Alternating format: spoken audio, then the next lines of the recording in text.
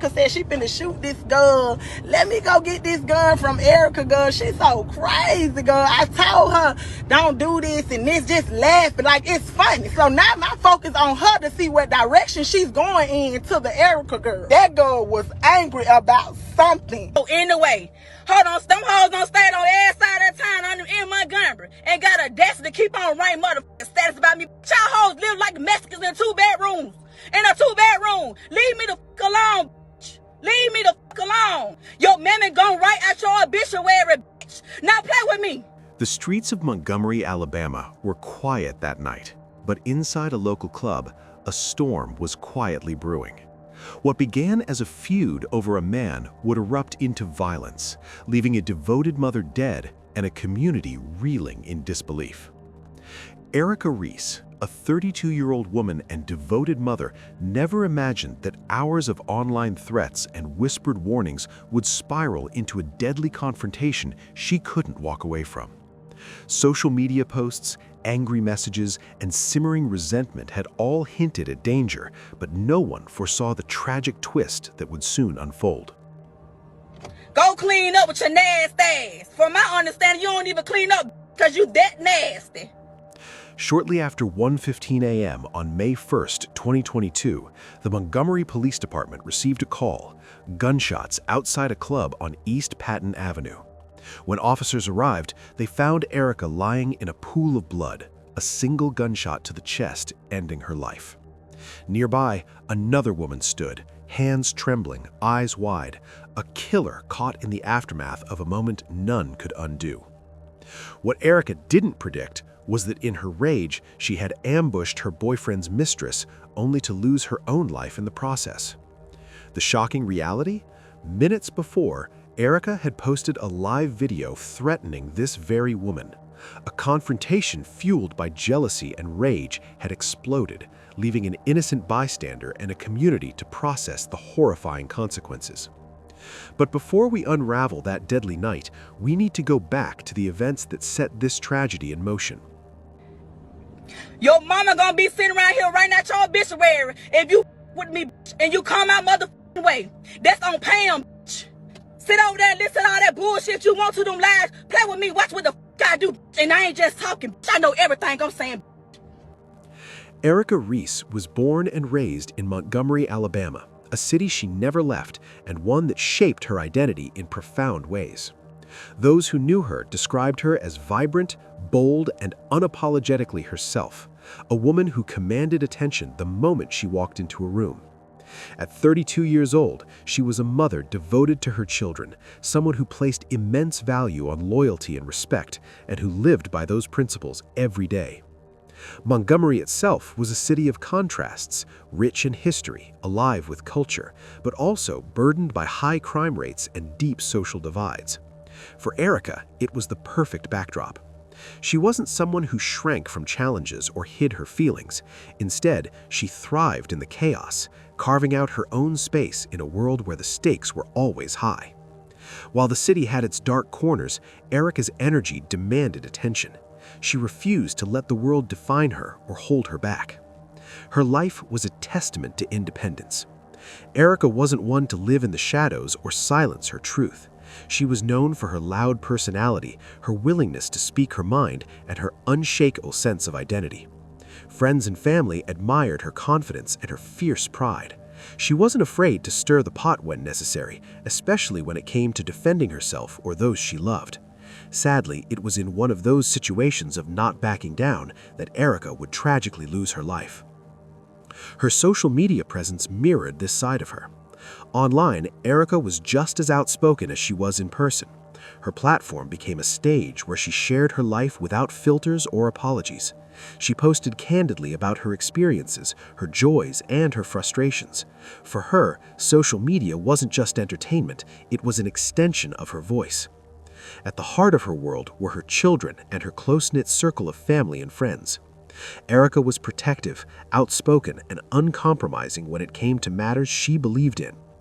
Friends often said she had zero tolerance for betrayal or disrespect, especially in relationships. Loyalty was her compass, and she expected it in return. But beneath her confident exterior, Erica was navigating a city that wasn't always kind. Montgomery's struggles, economic hardship, social divides, and violence were realities she couldn't ignore. She knew survival wasn't just about strength, it was about playing the game. And for Erica, playing the game meant standing out, refusing to blend in, no matter the cost. One of the most intense battlegrounds in her life was love and respect, but also rivalry. A relationship with a man became the center of a conflict that spilled beyond private life and into the public eye. And I'm by myself, ho. I don't need nobody no combat with me. I'm by myself. I always be by myself. Always by myself. That's all the thing. When you see me, you gonna see me by myself with that big old that got them pistol lights for, but like you just like they wanna play with me.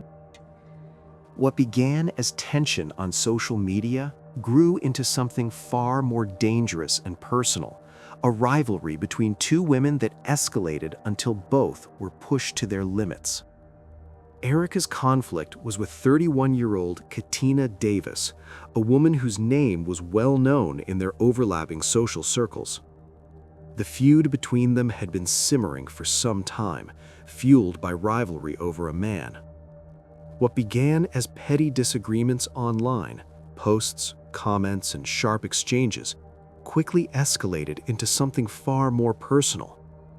Their social media battles chronicled a rivalry that grew increasingly hostile, each interaction adding fuel to the fire.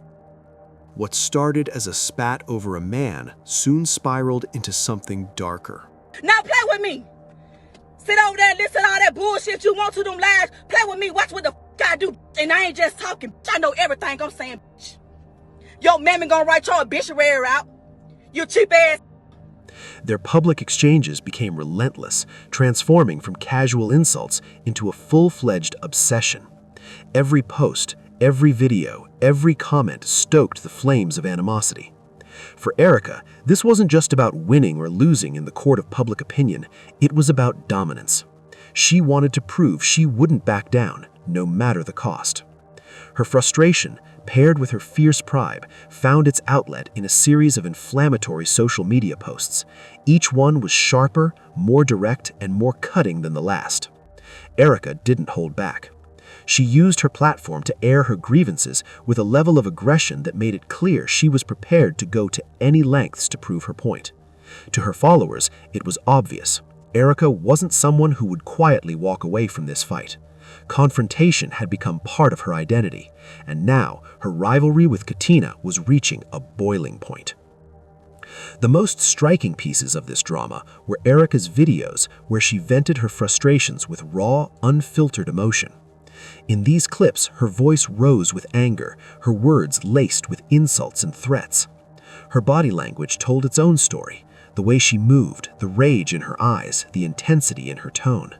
One video in particular caught the attention of both her followers and Katina's circle. It was more than just a rant, it was a declaration. But this was no longer about a man. It had become a battle for respect, pride, and identity. Erica's videos carried the weight of someone daring her rival or anyone else who stood in her way to challenge her. She wasn't just upset, she was seething. Her words were sharp, her threats unmistakable. It was a fierce declaration of war, a promise that if violence was necessary, she was ready. In Montgomery, a city where danger often lurked around the corner, Erica had learned that weakness could be fatal.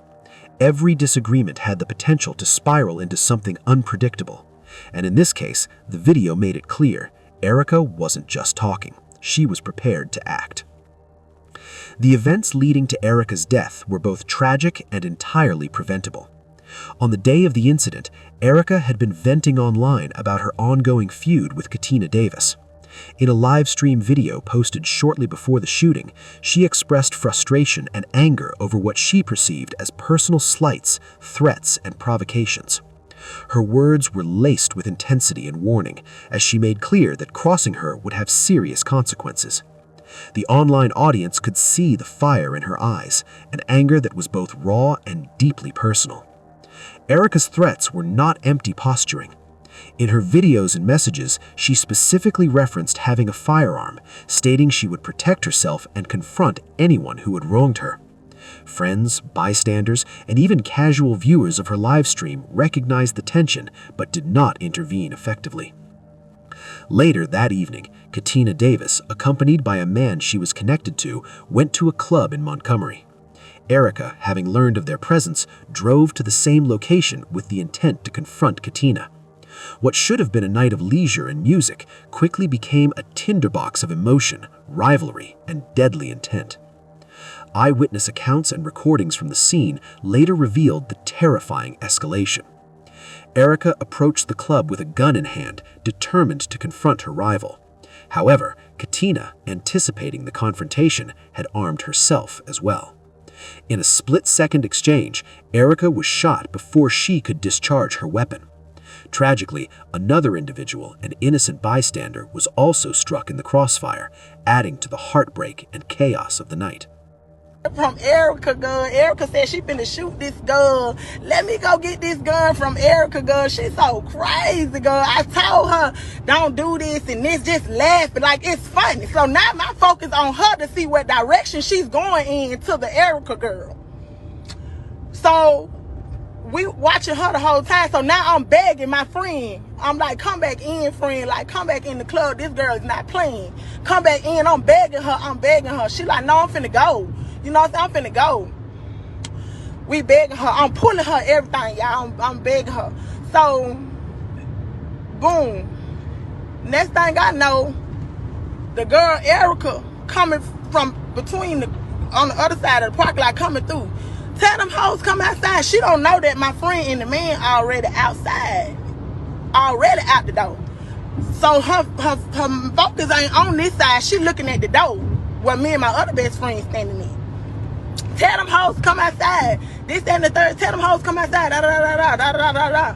So I'm thinking that she putting me in the mix. I'm thinking she talking to me because she looking at me and my best friend or whatever. So I'm like, what the f this girl got going on? Walking up to her, asking her what she got going on. This, that, and the third. So as I get a few more steps, my best friend yell and say, no, Brittany, she got a gun. She got a gun. So I turn to run back.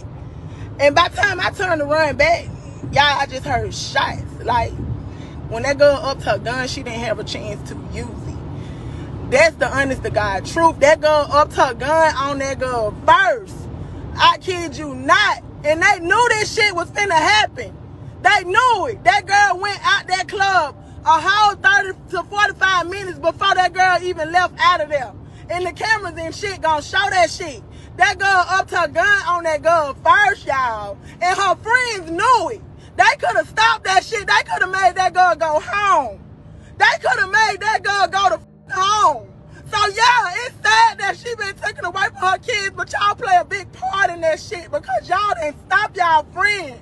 Y'all could have told her it ain't worth it. You got children, go home. Y'all should have been telling her that before she pulled that gun. Y'all supposed been telling her that then. Y'all with the bullshit. That's y'all probably been telling her that right then before this shit even escalated, before my friend even came out the club. Y'all supposed to been telling y'all friend, let's go. This shit ain't worth it. Y'all let that girl get hurt. Y'all let that girl get fucking hurt. Because if you going around telling somebody, you gonna shoot me when I come out the club, you damn right I'ma be ready. What you think, I'ma let you hurt me? I'ma be ready, cause you already bragging. You bragging saying what you finna do to me. So when you come up on the shit, y'all, she went so focused that she didn't even knew the girl was already out the club. So when she pulled her gun, she was too late because she looking at the wrong shit. And where her friends was then, they let her walk over there by herself. They knew she was coming over there to pull her gun on that girl. They stood back. Her fucking friend stood back. I'll never forget that bitch face. I would never forget her friend's face. And I'ma tell it to the motherfucking police that she knew what her friend was finna motherfucking do. I don't know that her name, but I'll never forget her face because I watched her. I watched them let that shit go down, y'all. I watched them friends. It's the friends for me. They thought that shit was funny. But the shoe ended up on the other fucking feet. They thought that shit was funny. I ain't see shit funny about that shit. I begged my motherfucking friend, but she had to protect herself. It was either a kid was a kill or be killed situation, y'all. And that's on my churn. I would not lie. It was kill or be killed. I swear to God. If she wouldn't have shot her, she would have been dead today. That's exactly how that shit went down. Them folks sat there and let that girl get killed. They could have took her home. She was been out that club. That girl waited on her to come out that club. All this shit over a nigga. Really? Let that shit go. The chaos of that night on East Patton Avenue quickly drew the attention of local law enforcement. Multiple calls flooded into the Montgomery Police Department, alerting officers to shots fired outside a club, a scene with one woman down and 2 others injured. When police arrived on East Patton Avenue, the scene was one of pandemonium. Within minutes, police units arrived at the scene, navigating through a crowd of bystanders, flashing lights, and the lingering echo of gunfire. The urgency was visible. It was clear that this was not a random act of violence. It was personal, and the stakes were high. Paramedics were immediately dispatched to tend to the wounded. Despite the arrival of first responders, Erica Reese, a mother of 2, was pronounced dead at the scene. Her children, suddenly bereft of their mother, were left to navigate a world reshaped by grief. Friends and family mourned, stunned by how swiftly life had been taken. Meanwhile, the other 2 victims, including an innocent bystander caught in the crossfire, were rushed to nearby hospitals with non-life-threatening injuries. The responding officers secured the scene, ensuring that no evidence was disturbed and that the surviving victims received care. Police began collecting eyewitness statements on the spot. Clubgoers and bystanders described a heated confrontation that had escalated quickly outside the establishment. They spoke of Erica's earlier social media threats and how her intended target, a woman named Katina Davis, was already aware of potential violence. Witnesses recounted seeing Erica exit the club, visibly angry, with her friends standing back rather than intervening. Several noted that the incident had been preventable, emphasizing how Erica's focus on Katina Davis left her vulnerable. Surveillance cameras from nearby establishments became a critical piece of the investigation. Video footage showed the moments leading up to the shooting, capturing Erica's movements, the location of her intended target, and the moment the shots were fired. Police were able to determine that Katina Davis, who had drawn her firearm in response to Erica's aggression, had acted in self-defense. Still, the shooting left 1 dead and 2 injured, a crime scene that demanded meticulous investigation. Investigators meticulously combed the area for ballistic evidence. Shell casings were collected from the pavement, and the trajectory of each shot was analyzed. Forensic teams examined the weapons involved, confirming which firearm was used by which individual and ensuring that all legal procedures were followed in documenting self-defense claims. In addition to physical evidence, police carefully reviewed social media activity, noting Erica's threats and the warnings issued by friends and witnesses prior to the confrontation. Detectives also conducted interviews with friends, family, and club employees to build a timeline of events. They discovered that Erica had made multiple online threats against Katina Davis in the hours leading up to the shooting. Her social media posts were public, showing her anger and intentions to confront Katina Davis. Police confirmed that Erica's intent to harm had been known to some in her social circle, further emphasizing the preventable nature of the tragedy. As the investigation unfolded, authorities focused on Katina Davis as a person of interest, not as a suspect. Her actions were scrutinized under the lens of self-defense law. Police confirmed that Katina had drawn her firearm only after recognizing the imminent threat posed by Erica Reese. Witness statements consistently supported that Katina had acted to protect herself and others present, including club patrons who might have been caught in the crossfire. Charges were subsequently filed against Katina Davis. She was arrested on allegations including first-degree murder, first-degree assault, and second-degree assault due to the complex nature of the incident. Initially, her bail was set at $1.5 million, reflecting the seriousness of the charges and the risk associated with releasing her pending trial. However, following a hearing before District Judge Pamela Higgins, her bail was later reduced to $150,000 for the murder charge, with the 2 assault charges totaling $45,000. Tonight, a judge has reduced a Montgomery murder suspect's bail. Katina Davis was arrested following a weekend triple shooting that killed one person and injured two on East Patton Avenue in West Montgomery. The bail for her murder charge was originally set at $1.5 million. Today, District Judge Pamela Higgins reduced it to just $150,000. Her two assault charges bail amounts stay the same. They currently total $45,000. In the wake of the gunfire, the community was left reeling, its sense of safety shattered in an instant. Friends of Erica expressed heartbreak and anger, emphasizing the preventable nature of the tragedy. Many pointed out that Erica's intentions to confront her rival were widely known in advance, yet no intervention, no attempt to de-escalate or mediate had taken place. The incident highlighted the dangerous intersection of social media conflicts, personal vendettas, and the accessibility of firearms, demonstrating how quickly online hostility can translate into lethal real-world consequences. Erica's death was not just a personal tragedy, it was a sobering reminder of the volatility of unchecked feuds. Social media chatter, idle threats, and the lack of timely intervention had culminated in a fatal confrontation that left the community grappling with anger, fear, and sorrow. Two mothers, one dead, one charged, were now at the center of a tragic tale about rivalry, pride, and the consequences of letting conflicts escalate. Friends of Erica expressed intense frustration at how the situation escalated. Many recounted warnings that Erica had made threats and discussed conflicts with Katina Davis online and in person, emphasizing that her friends had been aware of the danger yet failed to intervene. To add to that, those close to both women weighed in on the tragic events that had claimed a life and left a community reeling. Friends of Katina Davis spoke candidly, reflecting on the chaotic chain of events and the role they played, or failed to play, in preventing the deadly confrontation. Their words were a mix of regret, anger, and disbelief, highlighting how quickly personal conflicts can escalate when warnings go unheeded. In an emotional video recorded after the incident, one friend passionately claimed that Erica Reese's death could have been avoided. She stated that those around Erica had opportunities to intervene to stop her from walking into a situation charged with hostility and armed danger. She didn't mince words, asserting that Erica's friends could have told her to leave, could have prevented the confrontation, but instead made only vague, sorrowful posts online after the tragedy had occurred.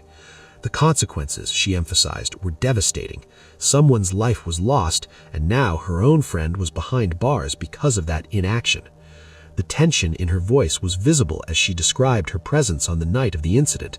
She revealed that she herself could have been the one to suffer, hinting at how narrowly death had missed her.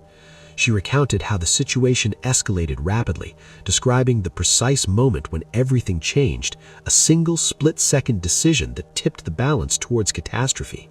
She suggested that a larger truth remained hidden, waiting for the right people to step forward and reveal what really happened that night. I'm not finna, I ain't finna, Nope. Two lives. And God is trying to tell me something, y'all. I keep being in these close-ass situations. Like, I'm so sorry what happened to that girl. But that's my friend that took away from her children that she had to do. She had to. A strong sense of disbelief and sorrow permeated her reflection as she grappled with the reality that Erica was gone and nothing could bring her back. She began to set the scene for what had happened the night before, providing a window into the tension-filled environment at the club. She described a girl at the party who had been picking with her friend. Although her friend attempted to remain calm, the unusual behavior of the girl, sober, alert, and watchful, felt unsettling, signaling that something was off. The narrative shifted to the group leaving the club.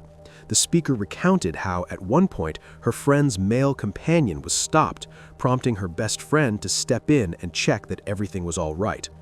What seemed like a routine check became a prelude to the chaos that would soon erupt. As they moved outside, the situation spiraled out of control, tension crackling in the night air.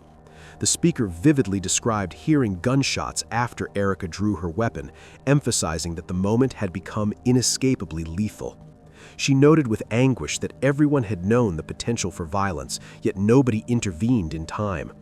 Her criticism of those who could have acted was sharp and unforgiving. She accused Erica's friends of allowing her to walk outside armed, questioning why they hadn't insisted she leave the scene, go home, or simply avoid the confrontation altogether. In her reflection, she admitted the situation had become a kill-or-be-killed scenario, acknowledging the harsh reality that, had her friend not defended herself, she too might not have survived the night. Through her words, the video captured the heavy weight of guilt, regret, and the grim understanding that once a moment of violence is set in motion, even the closest friends can be powerless to stop the consequences. It was a stark reminder of the fragile line between conflict and tragedy, and how quickly tensions can erupt into irreversible actions when intervention comes too late. Family members of Erica also voiced their grief and frustration. Her children were left without their mother, and loved ones were consumed by the what-ifs of that night.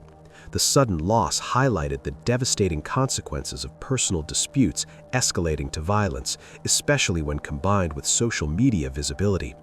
Friends and family struggled to make sense of the circumstances, questioning how conflict resolution and better judgment might have altered the outcome. Many spoke publicly about the emotional toll and the lingering trauma, emphasizing the importance of intervention and vigilance. Her family carried the weight of a grief that should never have been theirs to bear. The man who stirred the rivalry disappeared into silence, but the damage he helped set in motion was undeniable. Erica's pain, her pride, and the venom of jealousy collided in a storm that ended with her life cut short. In the aftermath, the question lingered like smoke in the air. Was it worth it? The answer was written in sorrow. It never was. But in the heat of rage, moments can spiral and futures can vanish in the blink of an eye. The funeral for Erica Reese was a solemn, emotional event. Family, friends, and community members gathered to pay their respects, expressing both grief and outrage. The ceremony reflected Erica's vibrant personality, her love for her children, and the profound impact she had on those around her. Many attendees shared memories of Erica as a dedicated mother, a loyal friend, and a spirited individual who always stood her ground. The funeral also underscored the consequences of the events leading up to her death, reinforcing the message that intervention and awareness are critical in preventing such tragedies. After the funeral, friends and family emphasized advocacy for safety and conflict prevention. Social media campaigns, community forums, and local news coverage highlighted Erica's life and death, urging residents to address disputes peacefully and to intervene when someone is heading toward danger. There was also a push for educational programs, particularly around the risks of firearm use and the role social media can play in inflaming tensions. Finally, the case became a call to action for communities across Montgomery and beyond. Families were urged to pay attention to warning signs, threatening behavior, unresolved conflicts, and escalating arguments. Friends and peers were reminded of their responsibility to intervene when someone appears headed for violence. Local leaders and organizations stressed that tragedies like Erica Reese's are preventable when individuals take action to protect one another. The loss of Erica and the innocence lost by those caught in the crossfire served as a somber reminder. Life is fragile, and vigilance, intervention, and community accountability are essential in preserving it. In conclusion, the aftermath of Erica Reese's death was a mixture of grief, anger, and reflection. The story of Erica Reese is a chilling example of how personal conflicts, when combined with firearms and heightened emotions, can escalate into irreversible violence. It underscores the importance of intervention, awareness, and accountability in preventing deadly outcomes. Her friends and family continue to mourn, haunted by the realization that Erica's death was avoidable. The children she left behind will grow up without their mother, and the social fabric of her community will forever bear the scars of that night. What do you think about it? Let us know in the comments below. And if you found this story intriguing, please like, share, and don't forget to subscribe for more stories like this.